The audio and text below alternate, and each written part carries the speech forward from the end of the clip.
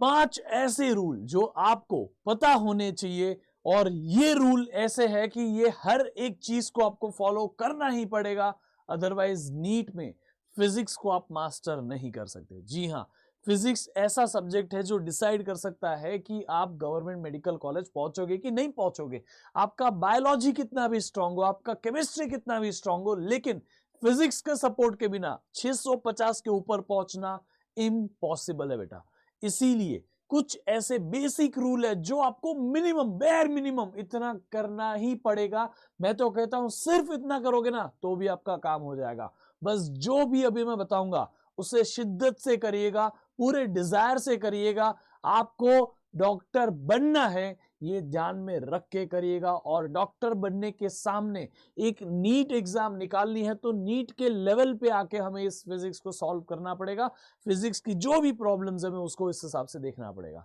तो चलिए मैं आपको बताता हूं 5 ऐसे बेसिक रूल्स जो आपको फिजिक्स पढ़ते वक्त ध्यान रखने चाहिए ताकि फिजिक्स आपकी कमजोरी ना बन जाए। चलिए, तो सबसे पहला रूल और बहुत बेसिक है कि कंसेप्ट सीखिए। जो भी कोई टीचर आपको कॉन्सेप्चुअली नहीं सिखाता है, प्लीज उनको छोड़िए, कोई ऐसे टीचर से सीखिए जैसे आपको कॉन्सेप्चुअली सारी चीजें सीखने मिले। हर एक बार में हर एक कॉन्सेप्ट में बच्चे को बताता हूं कि this is not magic, this is not logic, it is just physics. ये फिजिक्स है बेटा। ये फिजिक्स में हर चीज के पीछे एक रीजन होता है, हर चीज के पीछे एक एक्सप्लेनेशन होता है, हर चीज के पीछे एक कॉन्सेप्ट छुपा हुआ होता है। हम कोई भी चीज लिखे, everything has a reason behind it. और जब आपको रियलिटी पता चलती है कि कॉन्सेप्ट कैसे काम करते हैं, ये चीजें कैसे वर्कआउट करती है, फिजिक्स का वो रियल लाइफ में एप्लीकेशन क्या होता है, तब मजा आता है फिजिक्स सीखने में। लेकिन मुझे पता है यहां पे बच्चे अटकते कहां हैं। सबसे ज्यादा बच्चे अटकते हैं कि उनका मैकेनिक्स स्ट्रांग नहीं है, उनको बेसिक मैथ्स नहीं आता, उनको वेक्टर्स नहीं आता। वेक्टर सीख लो, बेसिक मैथ सीख लो, और उसके बाद मैकेनिक्स को स्ट्रांग करो।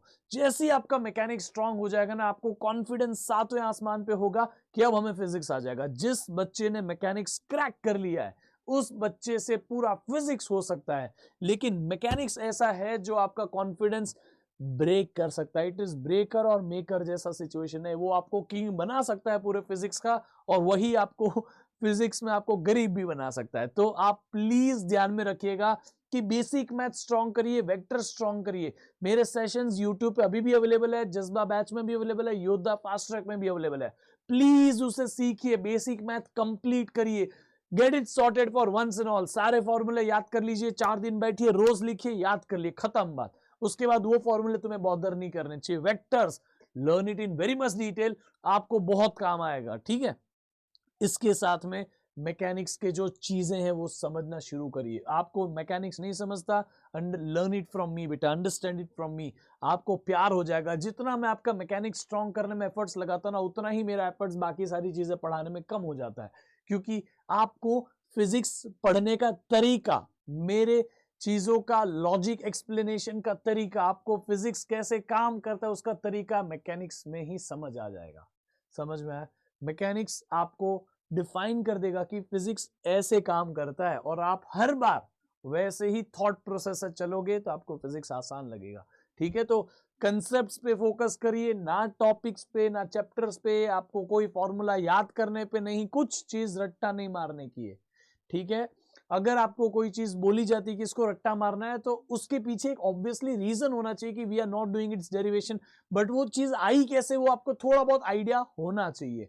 कुछ डेरिवेशंस आप स्किप कर सकते हैं, but ultimately you can not skip the learning part of it. ठीक है, आप आगे बढ़ते हैं। Then practice and test. Practice और टेस्ट दोनों सेम लेवल पे आपको करनी है। रोज के आपको एटलीस्ट 50 सवाल तो फिजिक्स के करने ही करने। जो लाइव क्लास में सीखा उसके 50 सवाल आपको करने ही पड़ेंगे बेटा। फिजिक्स में 50 सवाल करिए। उसके बाद जैसे ही आपका वो चैप्टर पढ़ा के हो गया, गिव टेस्ट, टेस्ट दीजिए। टेस्ट देने के बाद आप कितना मार्क्स लाते हैं उसको देखिए, एनालाइज करिए। स्ट्रॉन्ग वीक सब्जेक्ट क्या है, उसमें वीक टॉपिक क्या रह गए, स्ट्रॉन्ग टॉपिक क्या रह गए, उसमें आपका कितना मिस्टेक्स हुआ, कहां कहां मार्क्स गए, कौन सा चीज आपको अच्छे से आया, उसको देख के वापस थोड़ी बहुत प्रैक्टिस और रिवीजन करिए, और फिर एक और बार टेस्ट देके देखिए आप उसमें कितना इंप्रूव कर रहे हैं। ये सारी चीजें करने के बाद ही आपका फिजिक्स स्ट्रांग हो सकता है।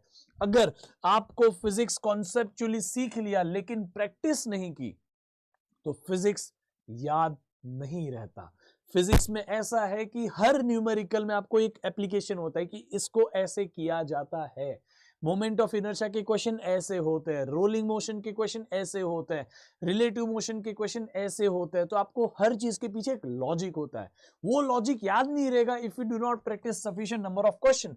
तो प्लीज प्रैक्टिस करिएगा ही करिएगा, ठीक है। और टेस्ट दे के देखिएगा, आपको पता चलेगा आपका प्रैक्टिस का लेवल।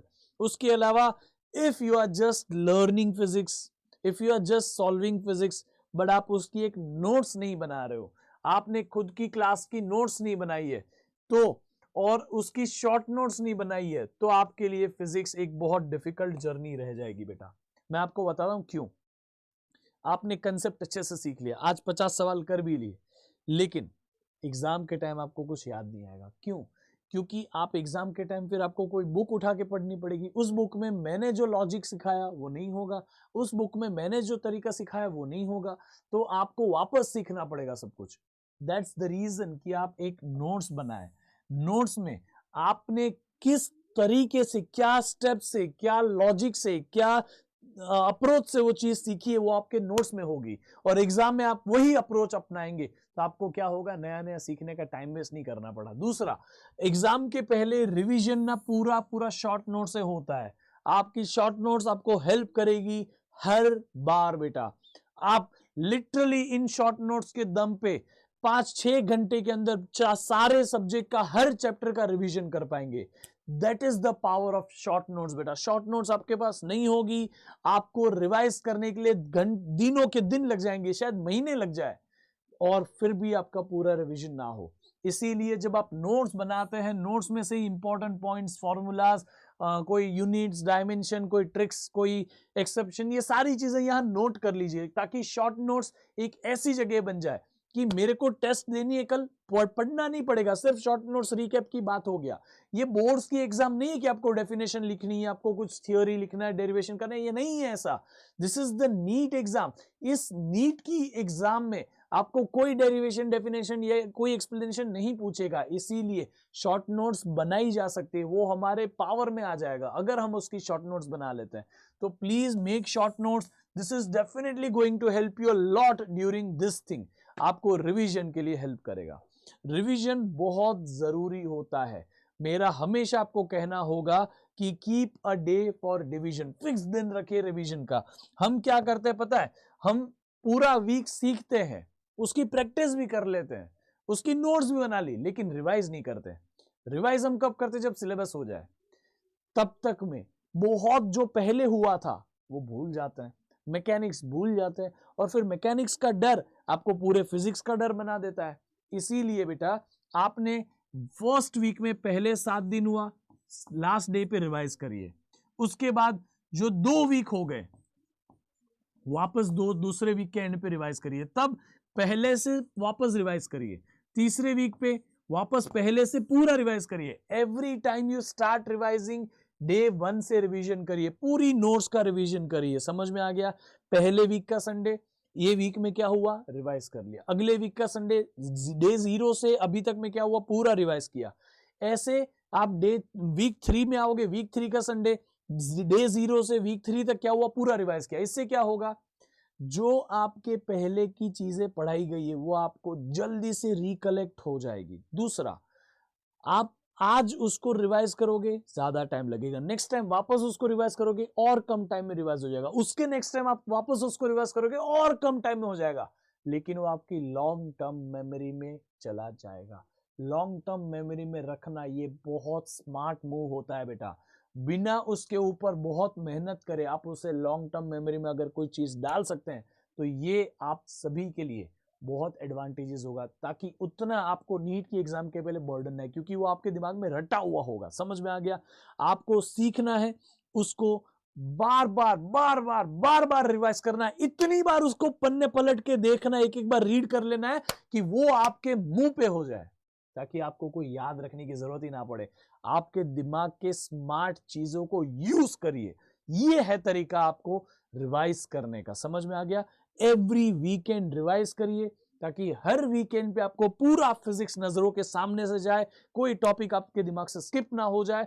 आप जब चैप्टर सीखोगे तभी भी वो काम आएगा, दूसरे चैप्टर में उसके बेसिक्स भी काम आएंगे और एट द एंड तक आपको याद भी रहेगा। समझ में आ गया? Now let's go ahead. अब है लास्ट पॉइंट जो है डिस्ट्रैक्शंस को अवॉइड करना है।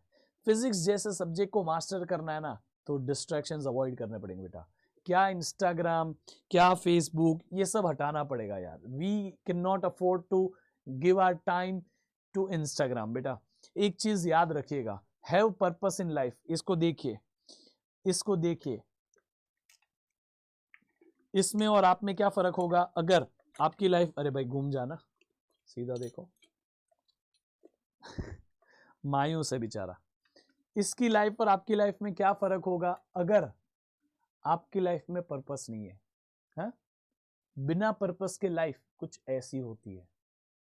आपकी लाइफ में पर्पस होगा तो आपको उस पर्पस को निभाने के लिए एक विजन मिलेगा। विजन मिलेगा, आपको अंदर से मोटिवेशन आएगा कि हाँ ये करना है।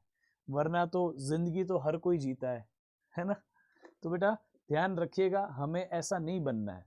We are here to live. हम जीने के लिए इस दुनिया में आए हैं।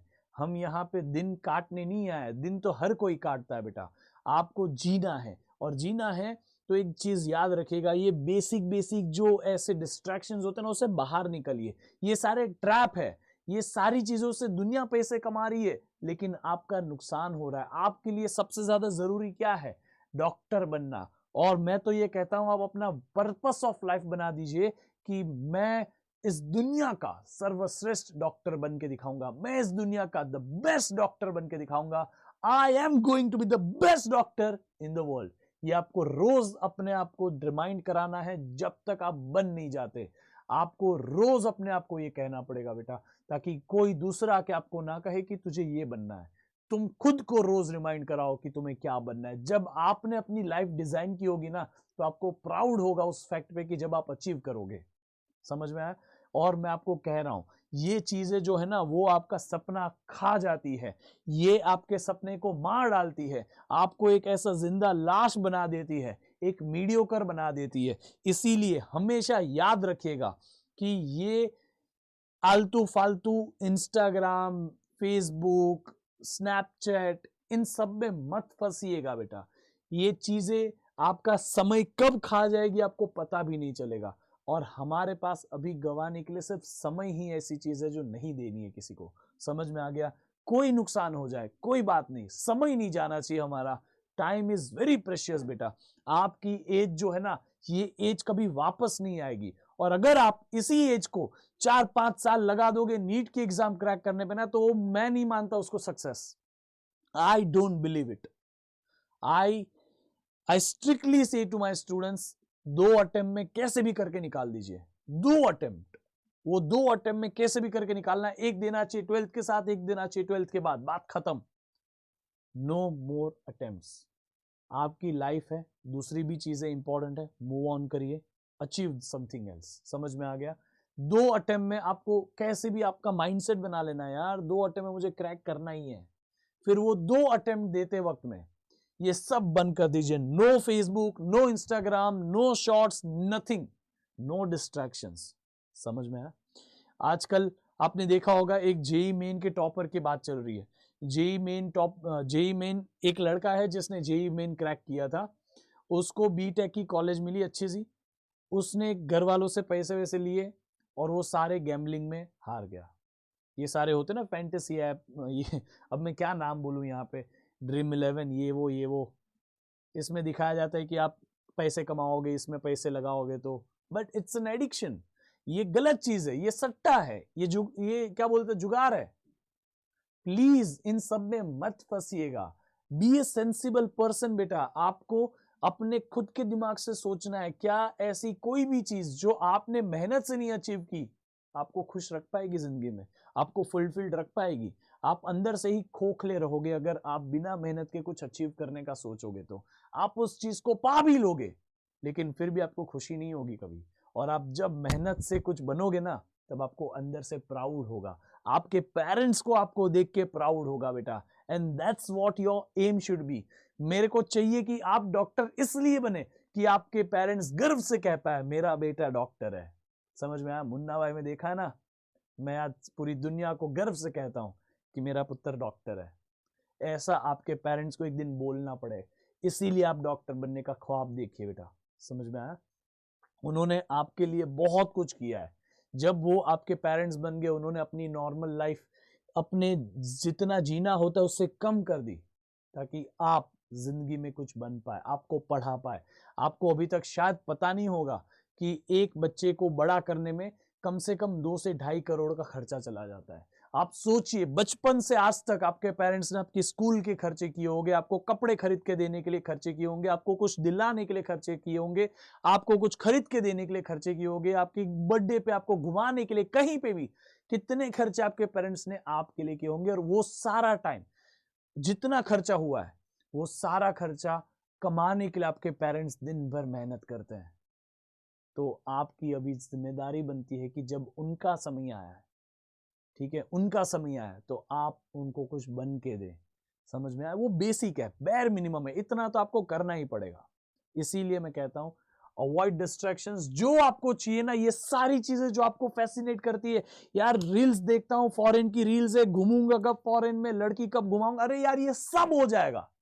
You need to be successful first. Successful होने से मेरा ये मतलब नहीं है कि आपको हमेशा पैसे ही कमाना है, नहीं। आई जस्ट मीन जो आपको चाहिए वो अचीव करके देना है, ठीक है। मैं आपको अभी भी कह रहा हूं, एक बार अपनी मेहनत से अपने एक बार एक गोल को अचीव करके देखिए, आपको आदत लग जाएगी, दुनिया अचीव करने का आपका मन करेगा। एंड वो कॉन्फिडेंस बिल्डअप करना ना बहुत जरूरी है। इसीलिए बेटा मैं कहता हूं कि डिस्ट्रैक्शंस हटाइए, मेहनत पे फोकस करिए। बाकी तो आपको यही बिना डिस्ट्रैक्शन की पढ़ाई के लिए YouTube से थोड़ा बाहर आना पड़ेगा। You have to think out of the box. इसीलिए हम आपको सब देना चाहते हैं। यहाँ पे आप देखो, योद्धा अल्टीमेट के अंदर आपको बहुत सारी चीजें मिलती है जो without distraction complete NEET preparation है। आपको योद्धा फास्ट ट्रैक बैच मिलेगा, लाइव क्लासेस, रोज आपको डिटेल में सिलेबस पढ़ाया जाएगा। आपको डीपीपी बुक्स और डीपीपी बुक्स के वीडियो सॉल्यूशंस मिलेंगे, बुक आपके घर पे आएगी, ठीक है। इसके अलावा NBTS 62 test, NCERT based, latest syllabus based, NBTS में पीवाईक्यू टेस्ट, हर एक चीज मिल जाएगी। ये सब कुछ मिला के आपका बनता है योद्धा अल्टीमेट। और ये 6000 का होता है, लेकिन हम आपको अभी डिस्काउंटेड प्राइस में दे रहे हैं। ये कोड यूज करेगा 3600 मिलेगा। कोई डाउट है तो इस नंबर पे कॉल करिए, या फिर एक मेरा कोड है पीटीपी, वो यूज कर लीजिए, पीटीपी, ठीक है। you'll get the maximum discount। आपको मैं सजेस्ट करूंगा विदाउट डिस्ट्रैक्शन पढ़ने के लिए ये सब बंद करिए। Uninstall YouTube, uninstall Facebook, uninstall Instagram, uninstall Snapchat and everything. You just need to focus on one single thing. That's your study, and that is what is going to give you whatever you want in your life. आज के लिए इतना ही, मिलते हैं फिर अगले class में। तब तक के लिए bye bye, see you, take care.